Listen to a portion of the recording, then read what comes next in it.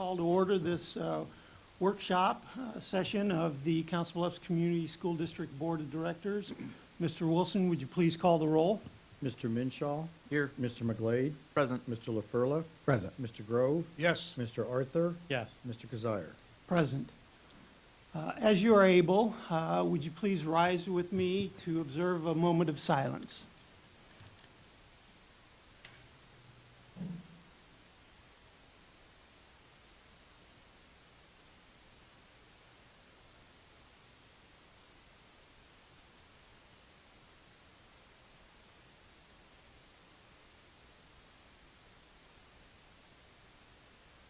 Thank you. Please join with me in the Pledge of Allegiance. I pledge allegiance to the flag of the United States of America and to the republic for which it stands, one nation, under God, indivisible, with liberty and justice for all.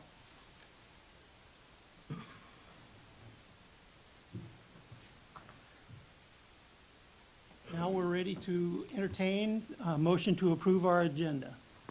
I would move approval of the agenda as presented. Second? We have a motion and a second. Any discussion? Hearing none. All those in favor of approving tonight's agenda signify by saying aye. Aye. Opposed, same sign. And the motion has been approved. Next up is our approval of minutes from previous board meetings. Is there a motion?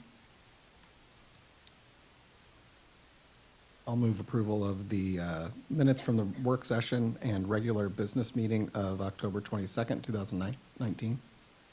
Second? Motion and a second. Any discussion?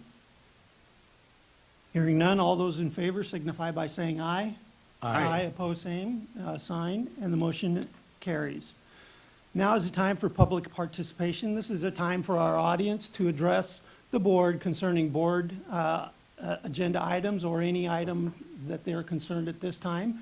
If anybody wishes to address the board, please present yourself to the podium. Seeing no one, we'll move on to our superintendent's report. Dr. Murillo, would you please lead us through this portion of our meeting? Yes, thank you, Mr. Kazire.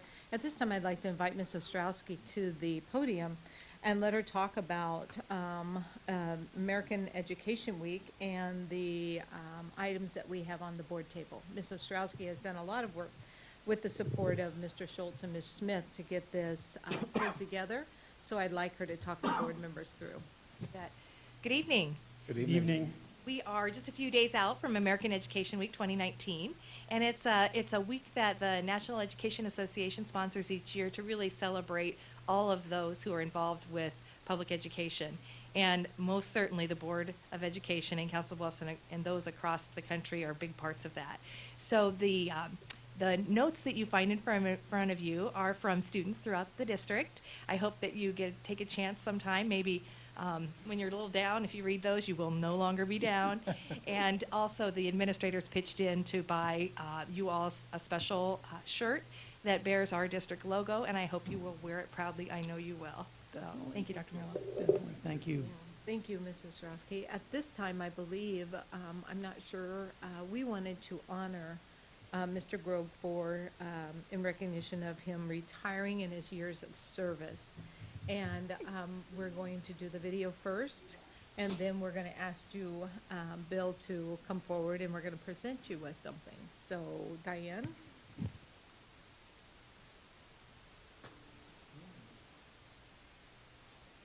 Turn it up a little bit for me.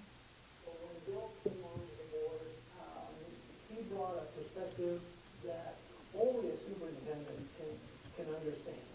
And with that knowledge, he was able to guide our school district and the board to levels of achievement that we haven't seen for many years. So not only did he help our own school district, he was instrumental as a representative on the state level. In his many years of service at that position, he advocated for the of Southwest Iowa.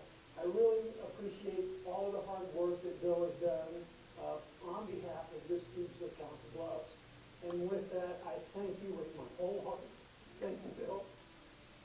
Bill, it is my great honor to get to say thank you for your service as a school board member in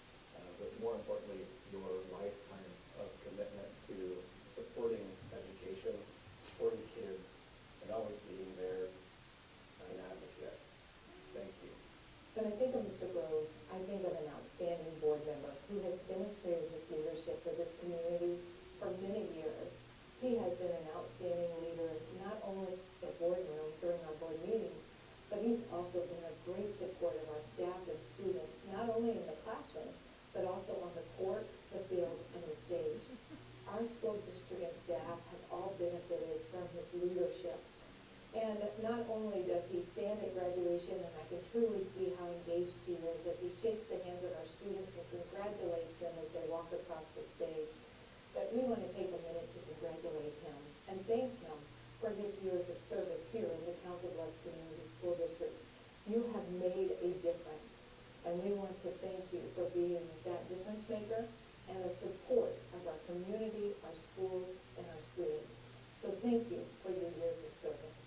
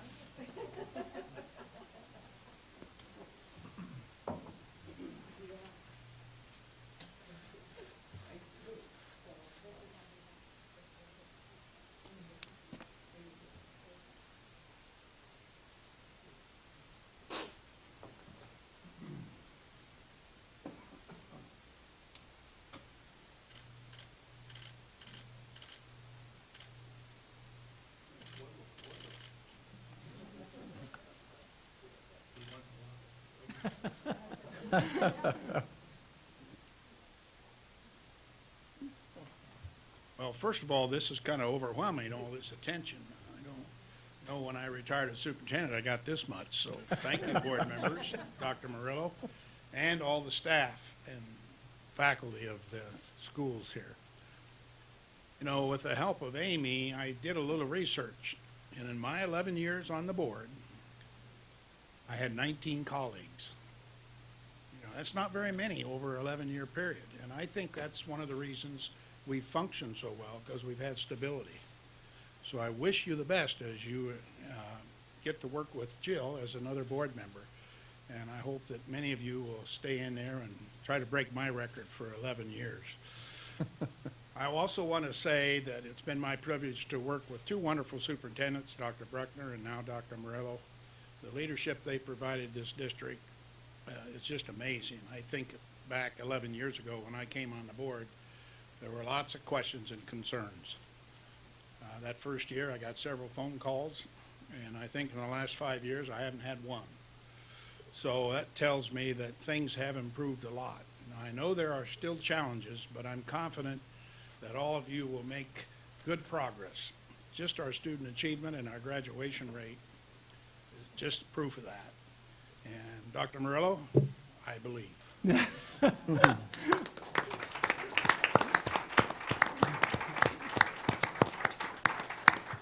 Thank you, Mr. Grove. At this time, I'd like to invite Dr. Borthman to join us. He's going to present tonight our 2018-19 Iowa Statewide Assessment of Student Progress. As you know, this is a new assessment. This year is our baseline. And so I wanted to make sure that everybody had some good background knowledge about what has taken place, where we are currently today. So at this time, Dr. Borthman, the floor is yours. Thank you, Dr. Murillo. As Dr. Murillo stated, I'm going to take the opportunity tonight to provide a little bit of background information on the state accountability assessment that was administered in April of 2019, and then give you an update on some of the results of that assessment and what we expect to see in the coming years. So before I begin tonight, I want to take you on a little bit of a journey on how we got to this point as developing and implementing a new state assessment.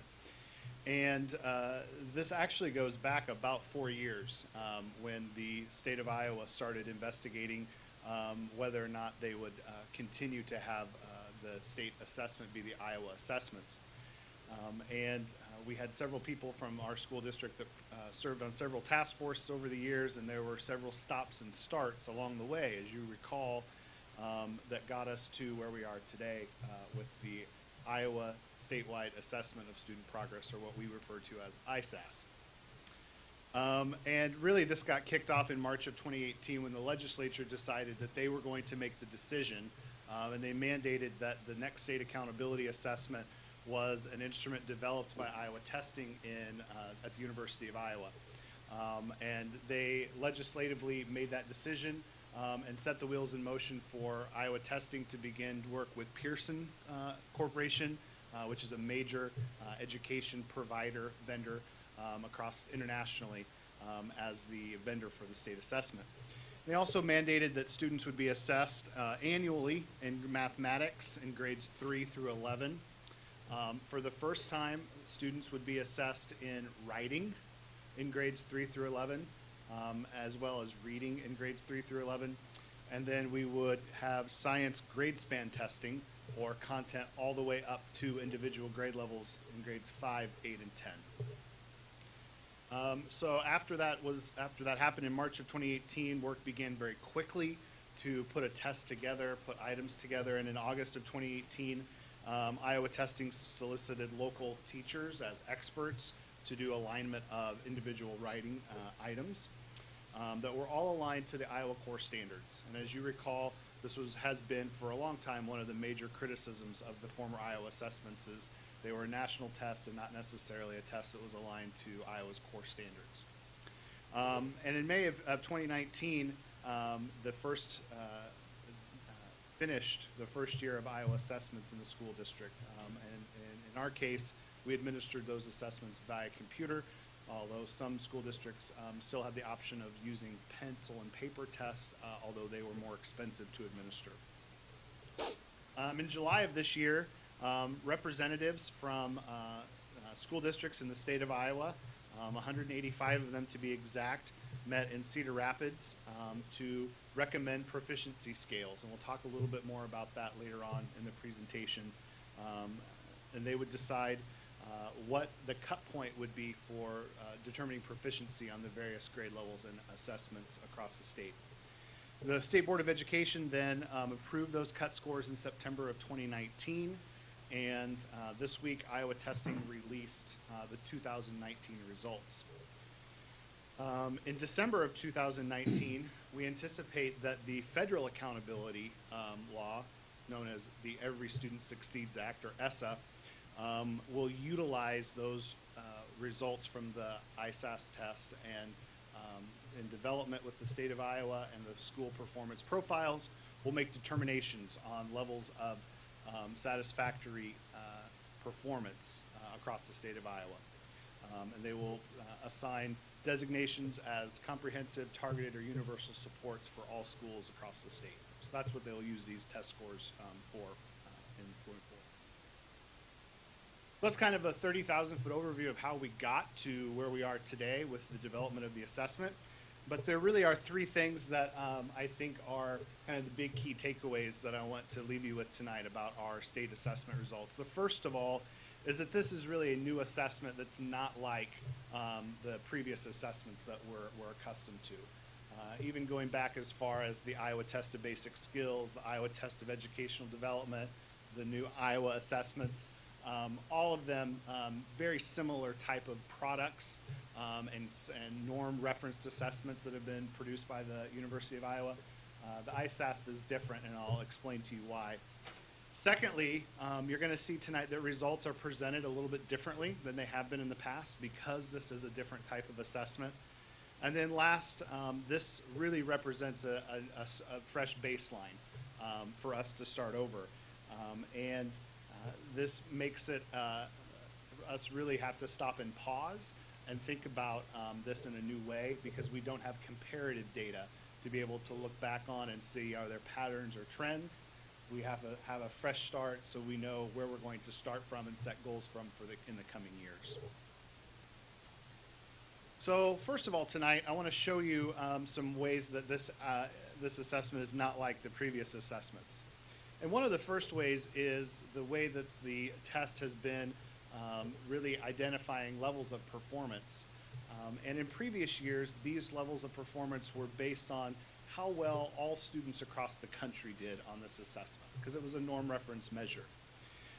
But on the new Iowa state assessment, students will be identified really in three categories. Advanced, meaning that they have a thorough understanding of the Iowa core standards. proficient, meaning that they have an adequate understanding of the Iowa core standards, or not yet proficient, meaning that they've not yet demonstrated what they need to against the standards. This test is also a little bit different because it has what's called a vertical scale score, meaning that as students take that test for the first time, there's a continuous scale that allows us to see how students are performing in grade levels and between grade levels all the way up through the 11th grade. And this is much like the MAP assessment and its use of RIT scores, so that we can pinpoint a student's performance and identify where it lands within an individual grade level that was tested. What makes this unique, though, is because it uses a continuous vertical scale score, the scores cannot be compared to previous administrations of the Iowa assessment, because it would be like looking at apples and oranges or comparing inches to pounds. They're very much a different measurement system. And then last, I wanted to point out some kind of T-chart of kind of what one looks like versus the other one. So on the left-hand side, you'll see the new state assessment. On the right hand, you'll see assessments from the state of Iowa prior to ISASS. The first real difference is timing, and that is that this state assessment must be administered by all school districts in the state of Iowa at the same time in the spring of each year in a precise testing window. Previous assessments in the state of Iowa allowed school districts to choose which norming group they wanted to test against, fall, winter, or spring. Secondly, the new state assessment was specifically designed to be more aligned to the Iowa core standards, and previous Iowa assessments were really national measures that were norm referenced to be able to look across the nation to see how students did who scored similarly across the country. Third, this assessment tests English language arts, which is a combination of both reading and writing. And that's the first time that the state of Iowa has done this on an accountability assessment. Previous assessments were really focused on math and reading only.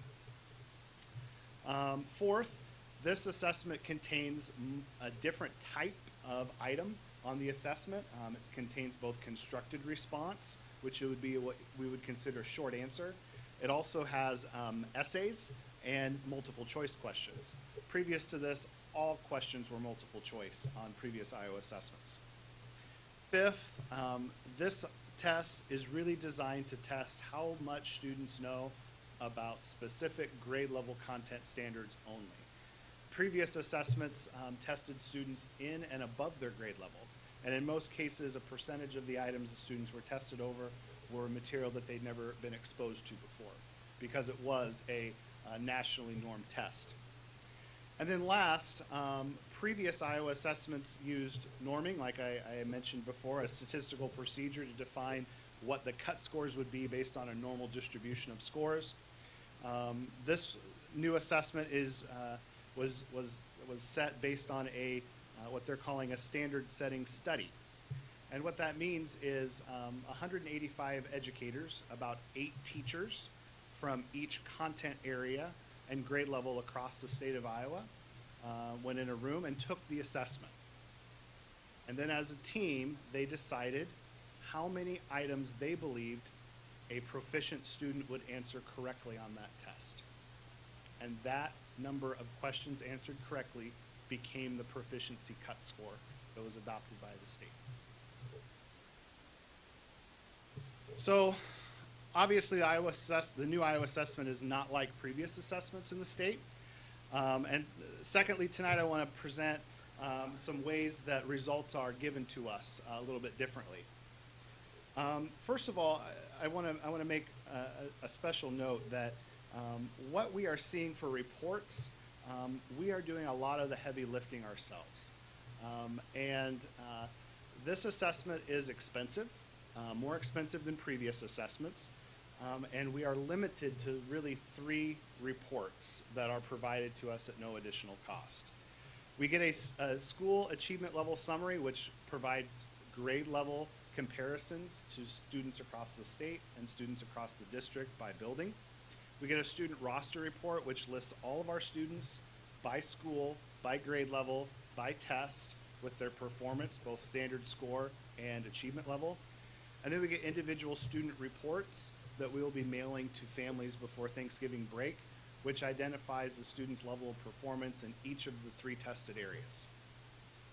Unfortunately, there are no subgroup reports, there are no content level reports, there are no item level reports for us to do additional analysis. And so those data which are most crucial to us being held accountable for federal accountability, i.e. subgroup performance, like how are our students who are ELs doing, how are our students with disabilities doing, how are our students who are in poverty doing, those are not available to us. And so we must create them on our own.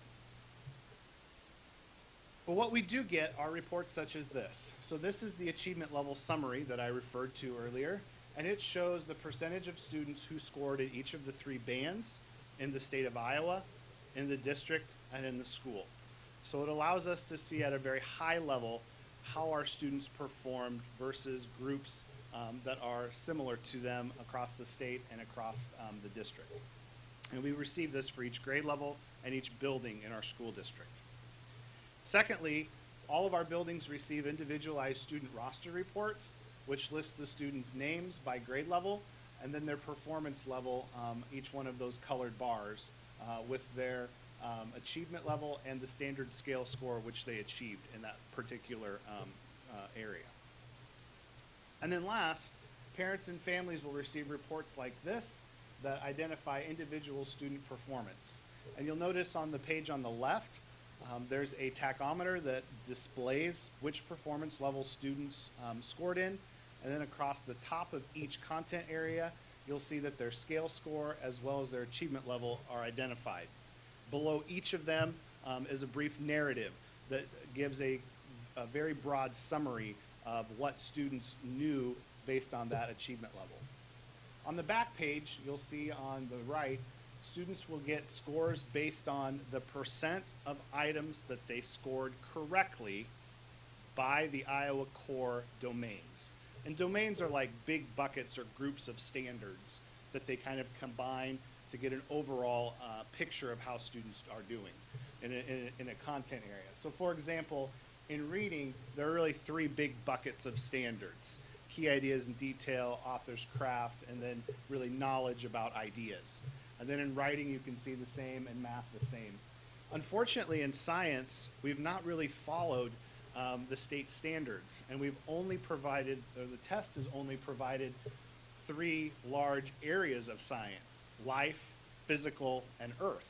But if you actually dig into the standards, you will see that there are domains just like there are in mathematics and in English language arts. So this doesn't really give us a very accurate picture of how students are performing in science, because our curriculum is aligned to the state standards in science, which provides students a wide opportunity to have exposure to all of the standards, not just these 3 big buckets. We are expecting to get some additional information from Iowa Testing in the coming months. First of all, what was released just this week were the Iowa percentile ranks. And what they do is they provide a crosswalk between individual scale scores and how all students in the state of Iowa out of 100 performed on that individual test based on the scale score. So kind of similar to what we've had in the past when we talked about national percentile ranks, or NPR, which give us kind of an idea of how our students stack up against other students across the nation. We'll get that data for Iowa only now. Not only will we not have the national percentile ranks, but we'll no longer have grade level equivalencies, which also used to be part of the Iowa assessments, where a student's performance would be predictive of how they were testing in a grade level. So if you took a 4th grade test, you may score at the 6th grade level 3rd month. And that was a very common result that was given to us that's no longer available in this test. We will be given growth data after the administration of the 2020 assessment.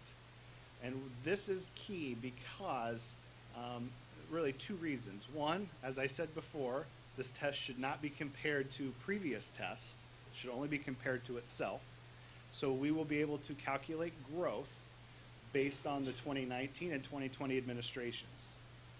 However, when it comes to federal accountability, the state will be using the old Iowa assessments and comparing it to this test, because that's what they told the Federal Department of Education they would do. And then lastly, Iowa Testing will be performing a validity study or a linking study, which will allow us to use the Iowa assessments to predict performance on the ACT. We've already started to do some internal analysis where we will be able to use the map to do some have some predictive ability on Iowa assessment performance. And what Dr. Shudak has found is that there's about a 0.86 correlation, which is fairly good. It gives us, it's tight enough that it gives us a good idea. It's not an exact correlation, but we're in the ballpark that we can use it to help inform how students will perform on the state assessment. So we know that the ISASP is not like previous assessments. Its results are presented in different ways. And thirdly, that this really presents a new baseline for us as a school district. And I want to share for you a couple of results from the ISASP from a district point of view. Before I do that, I want to note a couple of things. One is, as I noted earlier, the proficiency cut scores were developed by about 8 educators in each grade level in each content area. And those cut scores are reflected in state averages across the state of Iowa.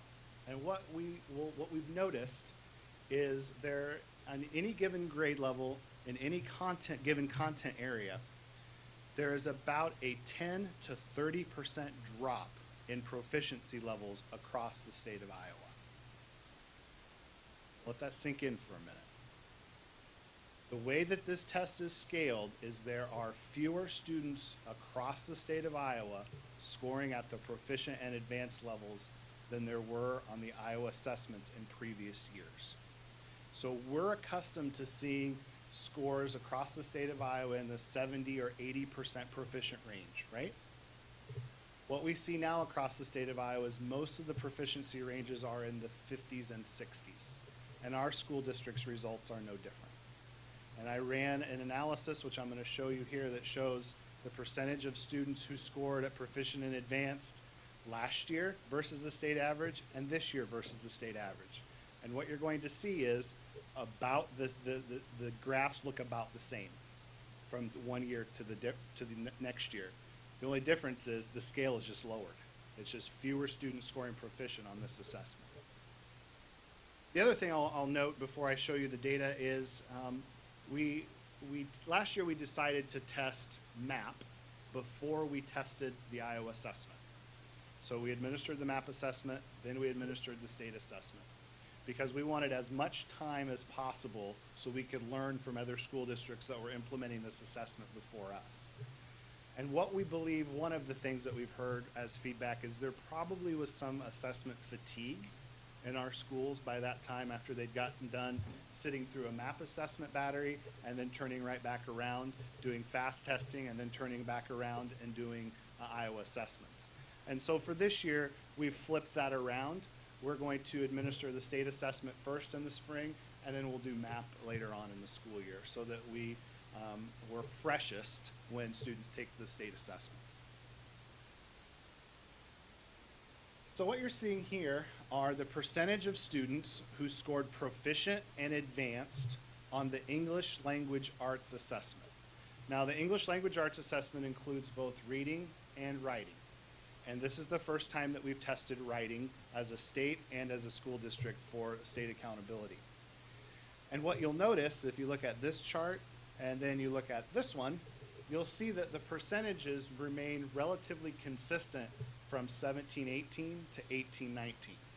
So if you look at the bold bars, the dark blue bar and the dark purple bar, that's the state average of students scoring proficient and advanced from last year's assessment to this year's assessment. So you'll notice that there's a gap between each one of them.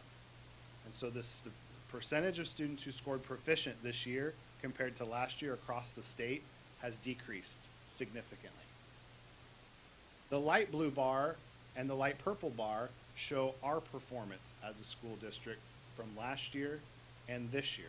And you'll notice that in most cases, it mirrors the performance of last year. One of the things that we're concerned about, and we're still trying to sort out, is how much does writing impact these scores? Unfortunately, we are not provided a breakdown of reading and writing from Iowa testing. We get one score for English language arts. So it's very difficult for us to figure out, did we do fairly well in reading, or maybe we even improved in reading, but because we've not tested writing before, did it fall down? So we'll be digging into that in the future. We're also beefing up our focus on genre writing, especially in the elementary, and putting a renewed emphasis around analytical writing, or that writing where we write to sources or where we use sources to glean information, and really trying to hone in on use of our Wonders materials to emphasize that this year, to make sure that we set our students up for success as much as possible on a new type of writing assessment. This chart shows the percentage of students this year who scored proficient and advanced in mathematics. And one of the things I will point out that does not look like previous years is you'll notice that in 4th and 5th grade, we started to close the gap, and then we actually closed the gap completely in 5th grade. And the percentage of students in 5th grade who scored proficient and advanced exceeded the percentage of students in the state of Iowa who scored proficient and advanced. This is one of the first times that I can remember providing that information to the Board of Education that we beat the state average. And so one of the things that we are most hopeful about is the work that we've started, but even before we got these results, that we started to do on mathematics. And as you recall, we revamped our mathematics sequence at high school last year. We implemented new instructional materials for mathematics this year in middle school and in high school. And we are finishing up our second year of implementation at the elementary school. What we have been doing in the past about 10 years for math in the elementary is really trying to understand what the Iowa Core tells us about math. And I think that's finally starting to show up in these scores with an assessment that is more aligned to the Iowa Core. So you'll notice on these, the gaps are smaller than they are in the English language arts test, which leads me to believe that writing has a much more significant influence on that ELA test than we anticipated. You'll notice across the board, we do fairly well in elementary school, and in middle school, we have a slight dip in 7th grade. We rebound nicely in 8th grade, and we still have some work to do at high school. And that's something that we're aware of and that we're working on, that we have worked with some consultants to study the rigor in our high schools. And we've also provided professional development opportunities both through MOEC and through some national experts coming into the district to work with our high school and middle school math teachers this year. So we're hopeful that we will see some significant changes in these scores over the next several years as we continue to refine our practices in mathematics. And then lastly, I'm going to show you some data in science. And this is probably going to shock you a little bit because in the state of Iowa, science has kind of been left behind over the past several years. And these are grade span tests, meaning that when students are tested at 5th grade, they are tested in everything they were supposed to learn in 3rd grade and in 4th grade and in 5th grade. And they do the same thing at 8th grade and the same thing at 10th grade. And what we saw were some very low scores across the state of Iowa, and our district was no different. So you'll notice that across the state of Iowa, the state average was just barely above 50% in 5th grade, and just barely top 60% in 10th grade. And we are just right behind them in most grade levels. But what's most interesting is the gaps are nearly identical at every grade level when you look across the state of Iowa and you look across our district. We are concerned, as I said before, about the alignment of the items to the actual domains within the science standards. One of the major focuses of the science standards is engineering, which we provide a lot of support and resources for, and emphasize in our curriculum. But you don't see engineering as one of the domains that shows up on the science standards. We also are looking at trying to figure out how we might leverage the MAP science assessment to help us focus in a little bit on areas within science that we could improve moving forward. And so that's something that we'll be studying and bringing more information about in the months to come. So that's kind of a high-level overview of our results and kind of how we did as a district and how the state of Iowa did on this assessment. And there really were three key things that I would hope that you would take away tonight. One is this is a very different assessment that presents results in a different way than what we're accustomed to, and that this really sets the stage for us as a district to have a baseline to build from for the years to come, and continue to work toward improving student achievement for all students. So at that point, I would pause and welcome any questions that you might have tonight. Board members, questions? Yeah, I guess I have a question. So since we don't have the subgroup information, and we don't have really easily probably comparables to other things, we're going to spend a lot of time and dollars unpacking all this and trying to make it relevant to us. What do we think that time and cost might be? What we will do is try to build some of our own reports. We have the raw data, which is we have every student's individual score for all 9,000 of our kids. What we have to do is aggregate it and filter all of that data and make it usable. And I think it's important for us to do that so we can understand what our performance will look like on ESSA. And we know that that's one of the areas, the subgroup performance is one of the areas that we need to perform on in order to be in that universal group versus that targeted group. So we will spend some time doing that. We'll work with buildings and the instructional coaches, the curriculum folks to try to identify where we have strengths and weaknesses as best we can with the data that we do have. Is there a certain timeline we're looking at to try to have other things rolled out to the board on some of these issues? So you'll receive Some another websites. report from us on this data probably in January after we get the ESSA determinations, where we can kind of parse out exactly where we made growth and where we didn't make growth. But I will caution you that we are very skeptical about, on one hand, saying that the data should not be compared to previous years, and on the other hand, the Department of Ed using the data from previous years and comparing it for use of growth on ESSA. We can't have it both ways. And what does, we were able to glean what proficiency means? From these I kids? believe it means adequate. I mean, is that 80% of the kids? Is that 90%? Like, what is that determination? Unfortunately, like I said before, proficiency was determined by a group of about 8 teachers taking the test, and as a team coming to consensus about how many items students needed to answer correctly in order to be proficient.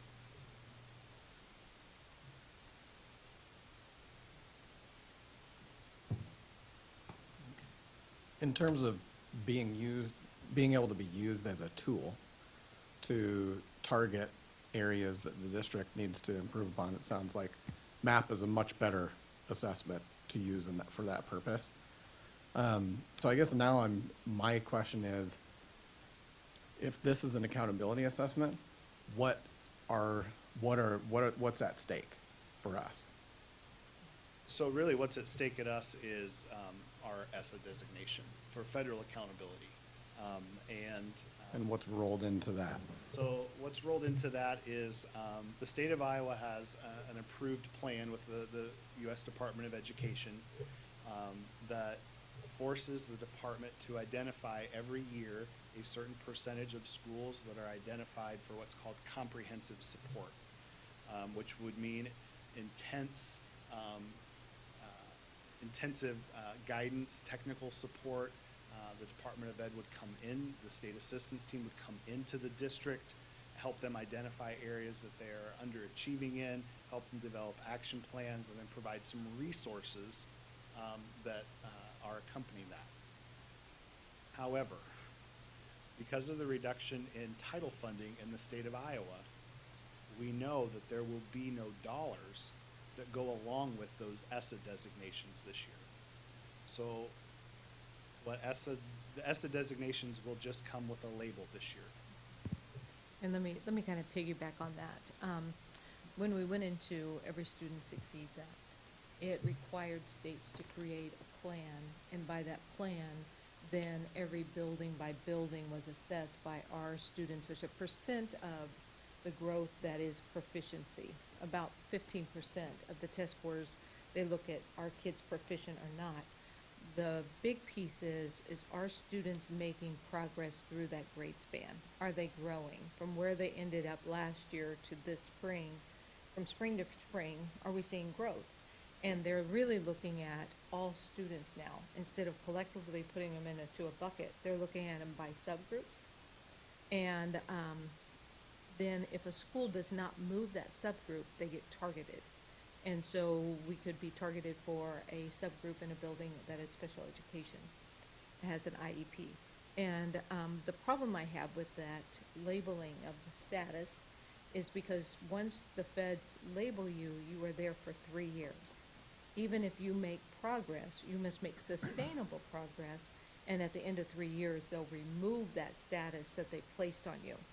My greatest concern with this is it's a baseline, and to go back and produce growth that then will either label new buildings or continue, or even place one of our schools in a not met comprehensive, I kind of take offense to, but that is the condition in which we're in. And so, of course, our state is meeting the obligations and compliance that they're held to. And so that's kind of the space we're in, especially when we cannot see exactly everything behind the curtain and how they're going to do this. We're just trusting that they're going to do it correctly, and that will be okay, because we're one of the UEN districts that did not have any comprehensive not met schools. We had very few targeted buildings, and we are making really good progress. I think the reason that you saw some of the test scores because of the difference in adding in that writing component, which our children had never taken before, and then seeing the growth that you saw in the math, is because we entered into the world of NWEA, which allowed our teachers to really have some checkpoints throughout the year. Our curriculum is well aligned. And I also think the practice of our students taking that assessment before that online, on their laptops, really helped them navigate through the state assessment. Our scores will look much better next year now that we understand that there's a writing component, and now that we understand what they're testing in the science does not line up with all of the standards, but they pick 3 domains. So instead of us teaching, we're still going to teach everything, but there'll be emphasis on those 3 that really, because we want our students to be successful, and we want to demonstrate the knowledge that we know they possess. But it always happens when you start a new assessment with a new baseline. So am I correct in assuming, based on what you said, that that cut score was determined sort of arbitrarily without any reference to other students taking this test is new? Has never existed before. Is it an arbitrary cut score? It was the cut score that the team of educators determined. I don't want to put words in your mouth, but sounds like the ESSA label will be arbitrary as well. I mean, if this, We're trying to make the best of it. right, I mean, we And- have to. And trying to use it where it's usable. I think we have done a good job as a district in putting together really tight goals and performance metrics that are right here, that you can hold us accountable for as a board that says, are we making progress or are we not? This is one shot, one time a year. I feel much more confident about measuring growth and setting goals with kids and providing support for teachers over time about how we can continue to grow as a school district in academic achievement And I think that goal one does it very well.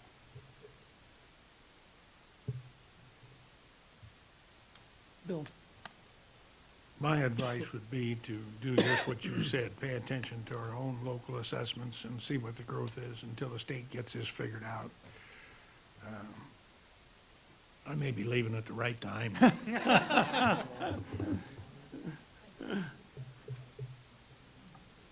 I was hoping for one more tough question from you that really made me sweat.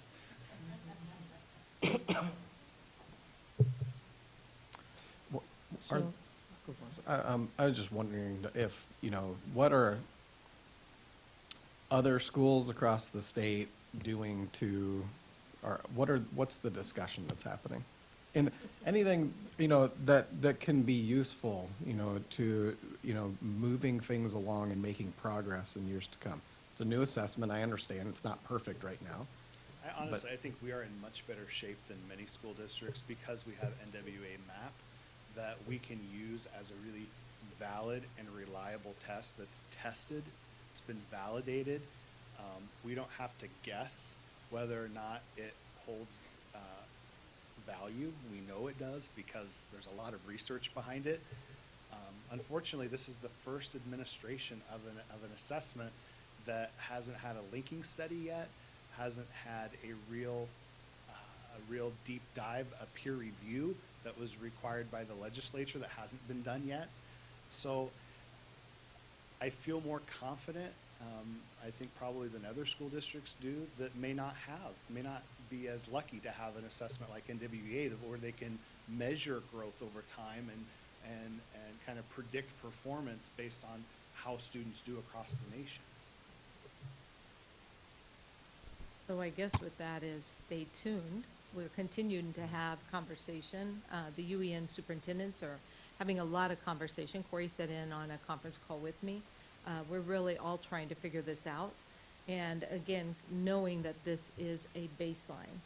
And now that we know what the domains look like and what's tested, we can begin to really also do a review of our curriculum to make sure we're hitting every one of them. And we will continue to monitor this throughout the year. But like Corey says, it's really great that we have the MAP assessment, because there was even some grade levels where our kids scored within 2 or 3% of where we were here. So that's really also good for us to begin to see that and see the alignment piece. So we're going to be okay. We're going to figure this out, and we'll get after it. So how much, what time do you think we'll understand kind of why fifth grade aligned so well and did so well? And why our high schools perform so poorly? And then how, will that be Yeah. in the next 3 to 4 months, 6 months, we might have an understanding of that, or what's that look like? Well, I'll let Dr. Worthman speak to fifth grade, but the high school, I really believe some of it is this was the last assessment they took. Because if you see our high school NWA, our MAP assessments, you'll see our students scored higher. But I think that test fatigue, that's why this year they have to do our state assessments first. Even though we would like to also measure their growth, we know high school students, there comes a certain point in time where they're tired. That's right. So we're gonna do some things strategically different. And with fifth grade, you really felt like it was tight to our curriculum. Yeah, I would commend our elementary teachers and Deb Fetch, our elementary math curriculum specialist, who pushed us a long time ago to really understand what the Iowa core meant in mathematics.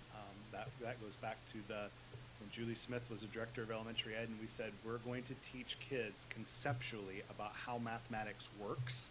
And we're seeing those kids now in 4th and 5th and 6th and 7th grade who don't just understand mathematics as a procedure, but understand how math works across grade levels. And so that's my hypothesis, that we're starting to see the benefits of some of that work, because that's what the Iowa Core asked us to do, which we've been trying to do for several years. All right. Thank you very much. Thank you, Dr. Worthman. At this time, if I could get Mr. Fringer and Mr. Hamilton to join me for the informational presentations. We are going to do a brief, quick certified enrollment update for you. And then right after that, Mr. Wilson, will you be ready to bring in the 18-19 audit report presentation? We'll try to move these as fast as we can. I know that we have next additional meetings that we need to get in place. So, Mr. Fringer, the floor is yours. Good evening, and thank you for this opportunity. Each November, we bring you this report, and it will be pretty concise. It's a limited amount of information. Mr. Hamilton and I combine on this report as our two departments, Student and Family Services and Technology, really combine in the counting of all of our students. So that explains the presence of both of us here tonight. And really what we have for you tonight is very much good news.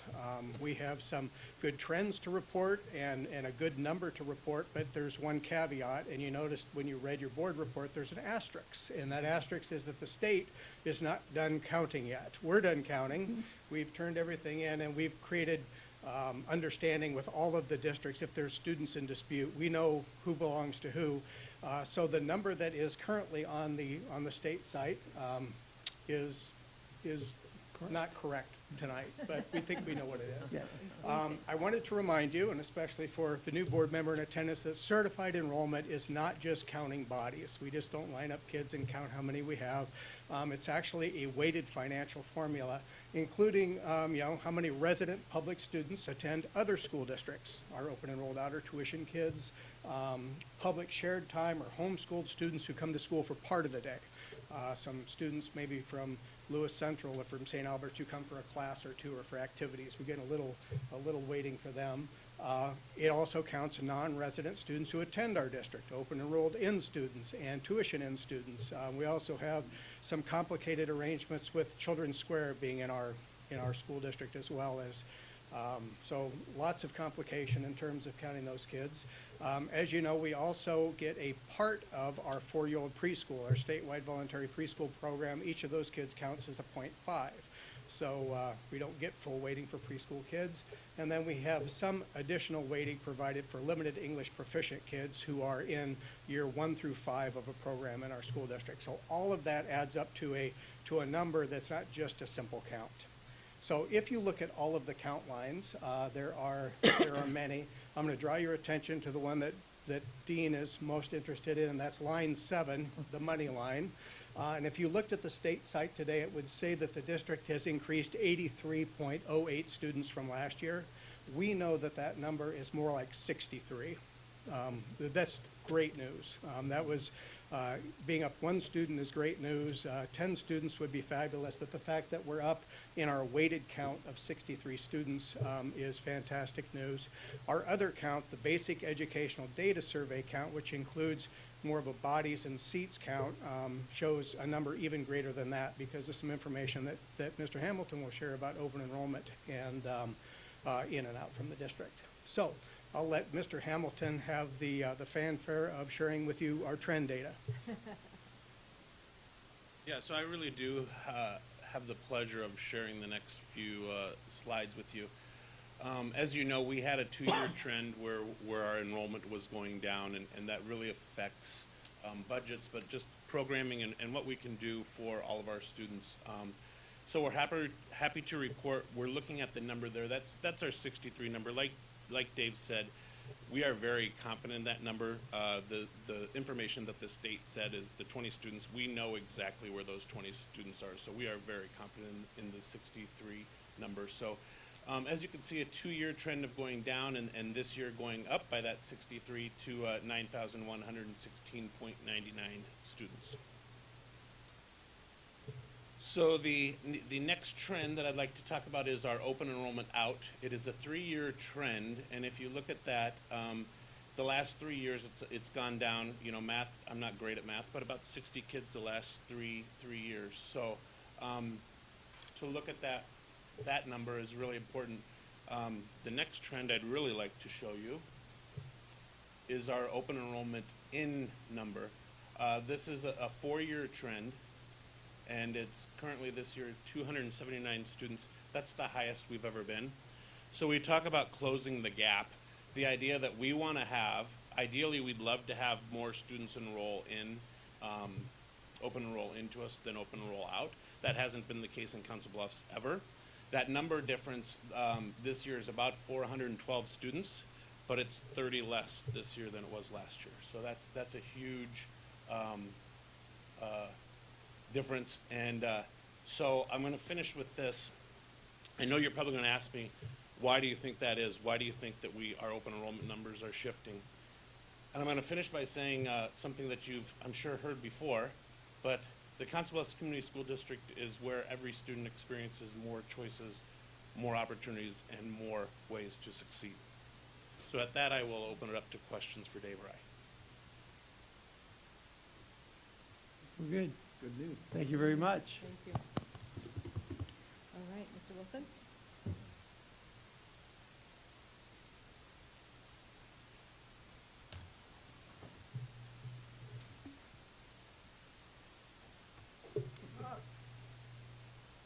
Somebody has,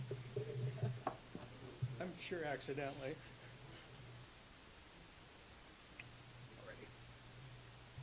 Thank you, Dr. Murillo. I'd like to introduce our representatives from Simon Johnson, our audit firm. Justin Hope, who is the manager on the job, he's going to do a presentation tonight. Brian Green, who is back there, he's been our partner, and he'll be rotating off this year, and we'll be having a new partner reviewing our financials as the board has asked for. So with that, Justin, the floor is yours. In the interest of time, if you saw the audit report ahead of time, it's 64 pages, so I think if we spent 2.5 minutes per page, we should be able to. Be good. We'll move through these pretty quick. This is the world I live in. These things all mean different things to me, maybe than they do for you, so I'll move quickly through this, but please interject with questions or at the end, things that we want to go into in a little more detail. You have two reports that you get, two deliverables. You get a report to the Board of Education. This is my required communications with you as the board under my auditing standards that I follow when I do the work that I do. And then you also get the audit report, which is the financials and the footnotes and our opinion on the financial statements. The report to the board talks about communication of significant matters. Talks about the standards we use when we do our audit, what our responsibility is as the auditors, what Mr. Wilson and Dr. Murillo's responsibility is as management with those financial statements. Talks about some significant matters related to the audit report. We look at the accounting practices that the district is using, the different ways that they have to record transactions, and then we focus on judgments and estimates. This is where management has the ability to influence the results in the financial statements. And so you can see the significant adjustments there: depreciation, accrued expenses, fair value, and then the pension and the OPEB numbers are very big estimates. We did have some audit adjustments. Some were provided by Mr. Wilson, some are the result of our audit procedures. I would say that if I could probably count one audit client of mine throughout the course of a year that doesn't have any audit adjustments. I was looking through these earlier today. No major concerns as a result of these. Some are related to the pension, which is kind of a one-time adjustment. One was related to the new bond issue. So things that aren't day-to-day, every-time transactions. That's kind of where these. We did have one past audit adjustment. These are the things we find that aren't quite correct, but they don't rise to the level. They're not as significant as the ones that we do record. So we did identify there were some retainage that could be recorded. It was overall immaterial to your financial statements. So in consultation with Dean, we chose not to record that transaction. No disagreements with management. Management's not out consulting with other accountants looking for a different opinion on things. No discussions prior to retention, no issues performing the audit. We were able to get the information we needed to and speak to the people we needed to speak to. As part of our wrap-up procedures, we do have a representation letter, just kind of, again, clarifying who is responsible for what through this whole process.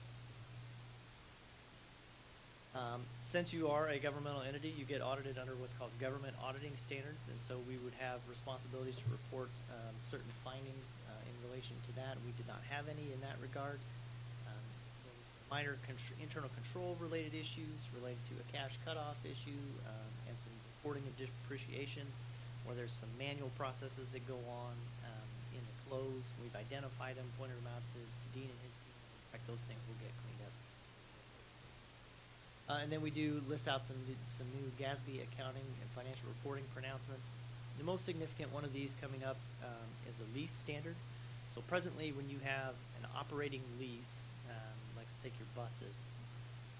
You have a lease for 3 years on the buses, and it's X dollars, and kind of pay that as you go on a monthly basis. What this new lease standard would say is, you have a liability, you need to put this on your financial statement. So when this standard becomes effective in a couple of years, you would have a liability for the total cost of that 3-year lease, whatever that number is, on the corresponding right to use those buses over that time. So that your financial statements will look different going forward. Going through the audited financial statements, the auditor's reports on page 2 and 3, that's kind of the end result that you're wanting out of that. So we have our opinion, and that is that the financial statements are presented fairly. This is called an unmodified opinion. It's the best result you can get out of an audit. There's management's discussion and analysis. Dean writes up a really nice summary to kind of clarify and highlight some of the financial performance of the district. And then you can see all the different financial statements and some of the important notes if you have a little bedtime reading. Some more supplementary information. There's a schedule of expenditures of federal awards. This lists out all of the federal grants that you get from the different agencies. And since you spend over $750,000 in a year of federal money, you get to undergo what's called a single audit, where we pick particular programs that you participate in and do some detailed testing work on those. Got about $10.2 million of federal awards. The program we chose this year was the Child Nutrition Program, which is about half in total of that $10 million. No issues, no findings, no concerns as that piece of our audit. Some detailed information on the pension. So as part of your participation in IPERS, the accounting standards require that the district pulls on a liability for its share of the unfunded pension liability. That amounted to about $58.6 million. This is an estimate. It's not a check that you have to write. In the future, it just shows if we all settled up, this is what we'd owe to have to fund the pension. You can see historical funding, so that keeps going up. In 6% in 2008, and you're just over almost 9.5% here now in 2019. So the state's trying to address that, and it causes funding crunches for all of the districts and the teachers as those required contributions go up. Other post-employment benefits, again, this is a big estimate and not a check that you have to write. There's a liability that is related to the participation of retirees in the district's health plan pre-Medicare age. It's a pay-as-you-go, a lot like the pension. You don't owe that money to anyone. It's just sort of a conceptual, your costs are higher over time because of. We'll move through these pretty quick and point through a couple. Bonded debt you did see go up. You had a general bond issue and a revenue bond this year, so that stands to reason. Your unassigned general fund balance is a percentage of your expenditures. This is what you would kind of call a reserve. This is how much are you carrying forward year over year into the next year to fund your different expenditures. And so that's been hovering pretty steady around 8.5% over the last few years. General fund revenue and expenditures are tracking together, which is a good thing.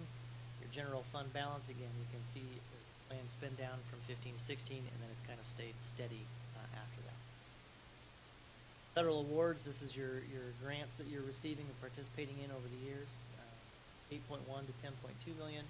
Over those 5 years, it's pretty steady. At about half of your dollars are nutrition program, about a quarter is Title I, and then which is your low-income grants, and then the other quarter is kind of odds and ends, Department of Ed grants that kind of fills in the rest. A little history on the levy rate per 1,000 evaluation. Evaluation is up about 5.5% across those 5 years, so a good trend to be having. And then certified enrollment, and based on the previous trend, we'll see that number tick back up next year, so that'll be a happier slide going forward. So. Questions, concerns? No? Thank you. Thank you. Thank you, sir. Appreciate it. And that concludes our superintendent's report for tonight. Okay, now we are in the resolutions portion of our meeting. Our first resolution is the acceptance of our 2018-19 audit report. Is there a motion? I'll move to accept the 2018-19 audit report as presented by Syme Johnson LLC. Second. Motion and a second. Any discussion? Hearing none, before us now is the approval of the resolution to accept the 2018-19 audit report. Mr. Wilson, would you please call the roll? And I've opened online voting as well. Yes. Mr. LaFurla, Yes. Mr. McGlade, Yes. Mr. Minshaw, Yes. Mr. Grove, Yes. Mr. Arthur, Yes. Mr. Kazire. Yes, and the motion has been approved. Next up is first reading for a policy 625. Is there a motion? I'd move the board approve the first reading of policy 625, high school graduation requirements as presented. Second. We have a motion and a second. Any discussion? I guess my only real question for the English, sorry, Dr. Forthman, or if that comes to you, but just for the language arts requirement that has the, instead of the English 12, it breaks down into 2 of whatever, would that change anything with the requirement of like journalism teachers, anything like that? Do they need to be certified in language arts, anything like that? Yeah, so right now, we are good with the way that our staff are certified. They don't necessarily have to be certified because we're using journalism, they have to have a journalism certificate to be able to meet that requirement. It also meets the Regents Admission Index requirement, which is a good move forward. These changes were requested by the curriculum writing team, made up of our teachers and curriculum specialists, and it will support our +1 pathways. Okay. There's no further discussion. Before us now is the approval of the first reading for the policy 625, high school graduation requirements. Mr. Wilson, would you please call the roll? Mr. McGlade, Yes. Mr. Minshaw, Yes. Mr. Arthur, Yes. Mr. Grove, Yes. Mr. LaFurla, Yes. and Mr. Kazire. Yes, and the resolution has been approved. Before us now is an administrative regulation. Is there a motion?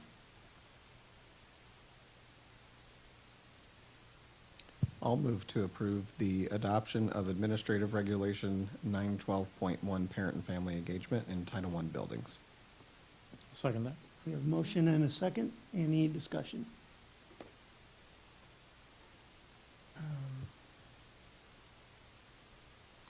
Yeah, I know. I guess not. Okay, hearing none. Before us now is a resolution to approve the new administrative regulation 912.1, parent and family engagement in Title I buildings. Mr. Wilson, would you please call the roll? Mr. LaFurla, Yes. Mr. Arthur, Yes. Mr. Grove, Yes. Mr. McGlade, Yes. Mr. Minshaw, Yes. Mr. Kazire. Yes, and the motion has been approved. With that, our business has been concluded, and we are adjourned. Now, we will move forward to the organizational meeting. I lost my, okay, thanks. Okay.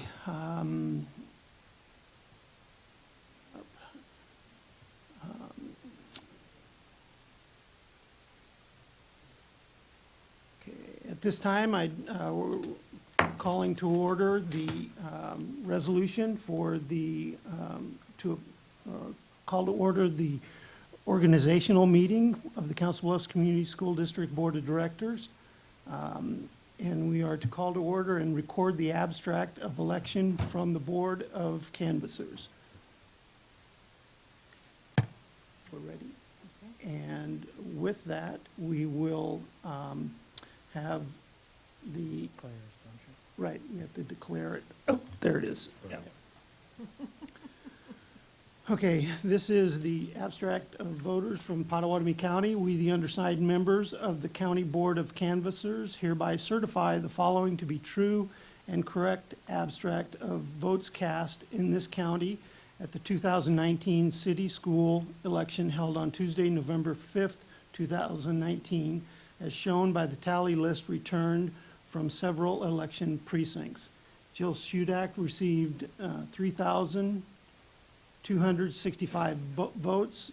Richard Dallinger received 1,488 votes. Mr. Troy Arthur received 2,284 votes. Mr. Crystal LaFurla received 2,276 votes. David Kozire received 2,646 votes. There was a scattering of votes of 145, and Mr. Ryan Bott received 233 votes for a total of 12,337 votes cast.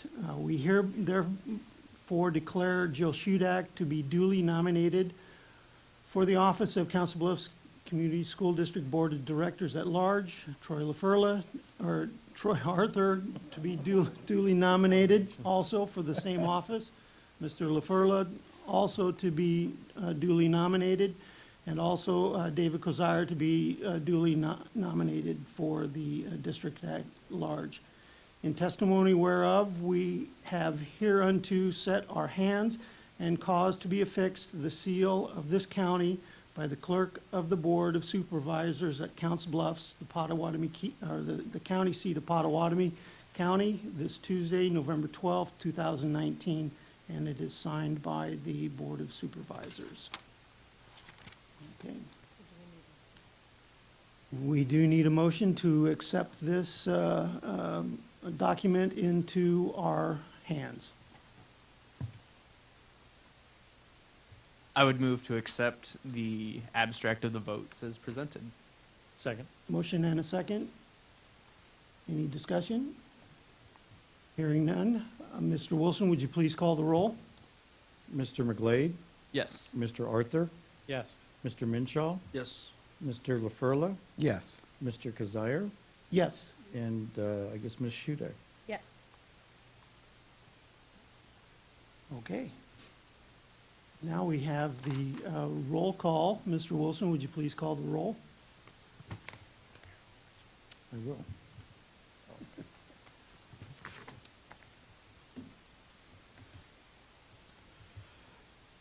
Mr. McGlade, Present. Mr. Minshaw, Present. Mr. Arthur, Present. Ms. Shudak, Present. Mr. LaFurla, Present. and Mr. Kazire. Present. At this time, we need to select a temporary chair. Do oath of office. Do oath of office. Yeah, oath of office. Oh, the oath of office. Okay, I skipped that, yes. Okay. We're all here, You though. have the oath of office then. Members recently. And all of us gotta do this again? And the Honorable Judge Craig Dreismeyer will be writing the oath here.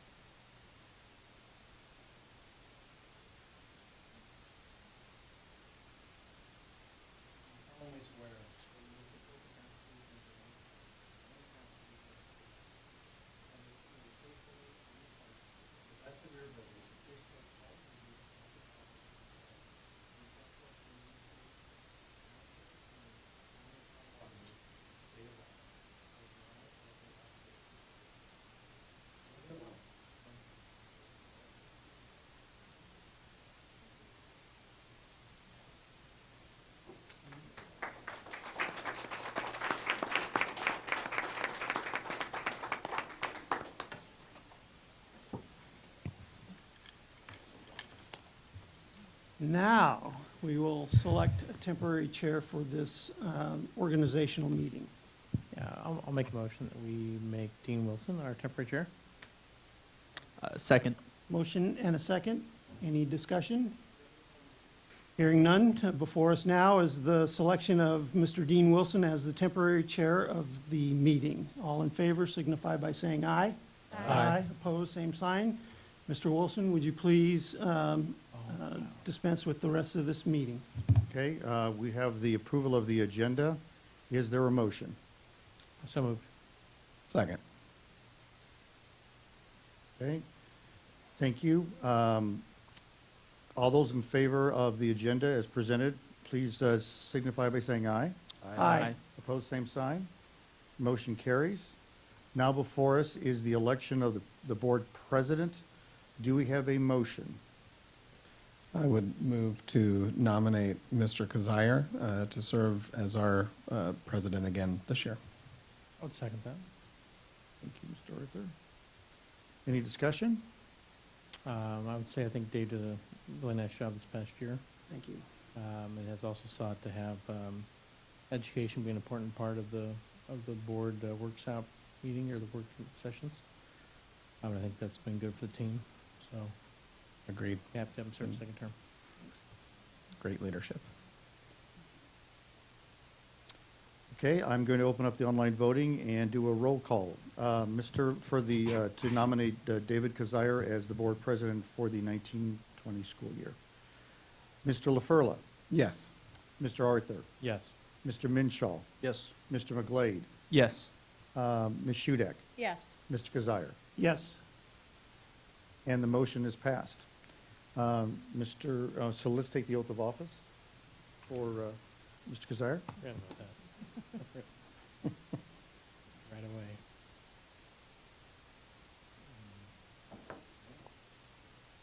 You solemnly swear that you will support the Constitution of the United States to the best of your ability, discharge all duties of the office of president of the Board of Education in the West Community Schools.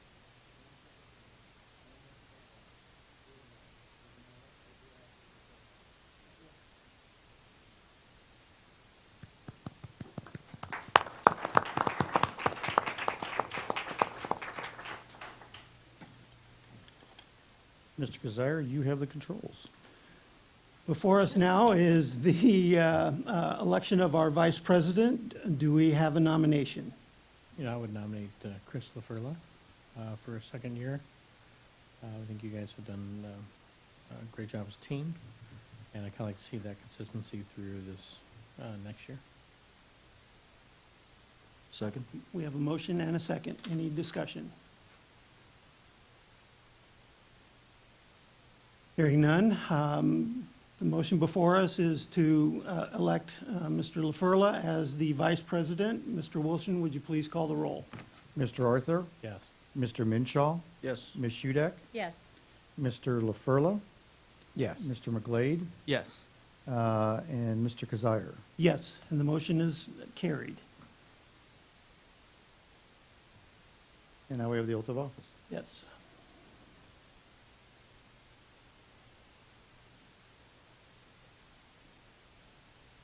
Solemnly swear that you will support the Constitution of the United States and the Constitution of the State of Iowa, and that you will faithfully and to the best of your ability discharge all duties of the office of Vice President of the Board of Education and the Constitution of the Schools, Constitution of the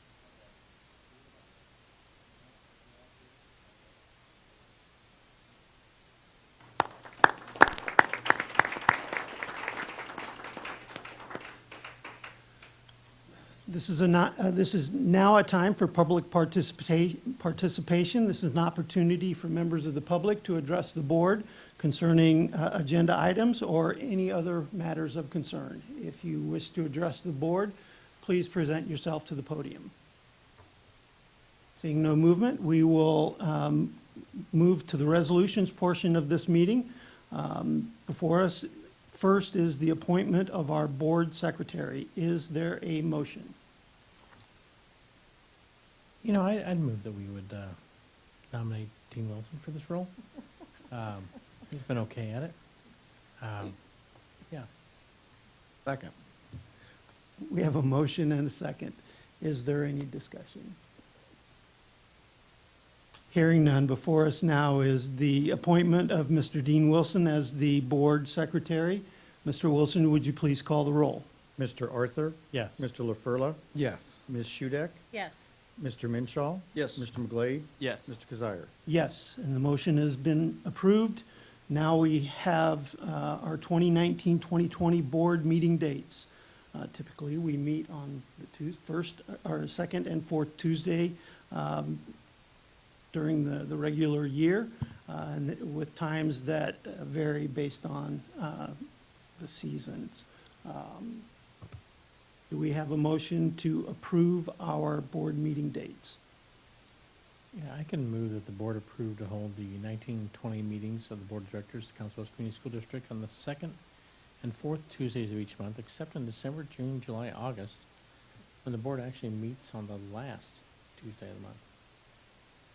I'll second that. We have a motion and a second. Any discussion?